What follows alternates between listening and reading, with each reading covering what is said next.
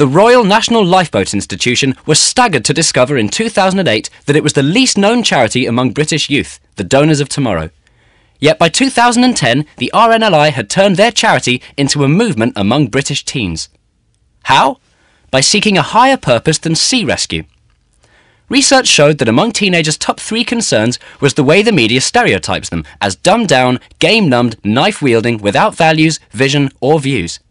Who better to champion them than a brand with 470 volunteers between the ages of 17 and 22 who risked their lives to save others at sea? To find a way into their world, the RNLI identified the UK's 12 most popular vloggers and sent each a subversive, unbranded, mystery package. Inside each was a challenge to speak out about who they really are. They rose to it. Something that always gets me really wound up, how teenagers just automatically, because you're young, you're put down. We're just being bombarded from every angle with like negative news. We're not all like that, I promise. They also rewrote the headlines of their generation, even created an anthem to be remembered by.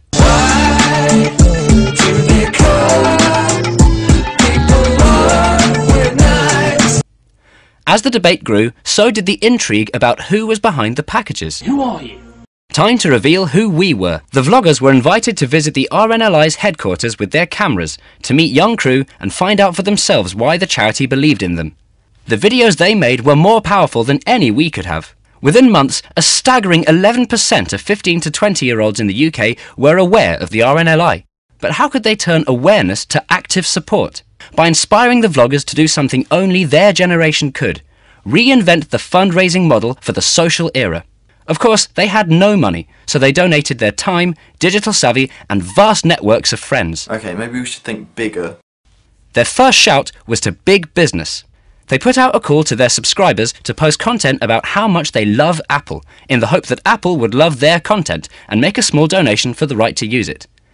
YouTubers posted an hour's worth of content, and the vloggers delivered it to Apple's HQ, even played a pop-up gig on the street below, asking for their support. They didn't get it. And so, they learnt their first lesson in fundraising. Don't smart, get smarter. Next, celebrities. Used to living their lives openly online, the vloggers asked celebs to do for charity what they hadn't done before.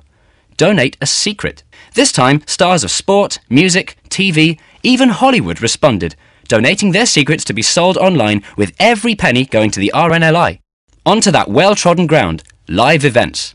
But not for them the old fete or bake sale. Instead, they organised a gathering at the end of a pier, featuring musicians who'd auditioned on YouTube selling their CD and putting out a call for donations in an 8-hour gig live-streamed to the world. 3 years after those 12 handmade mystery packages mailed, young RNLI supporters had created the #1 most viewed videos in 7 countries, lobbied big business, appealed to celebs, pulled off live events, and got 1.5 million responses from young people who'd by now grown up with the RNLI, even though they'd grown away from so many other brands of their childhood. The RNLI's Donors of Tomorrow had made the cause their own.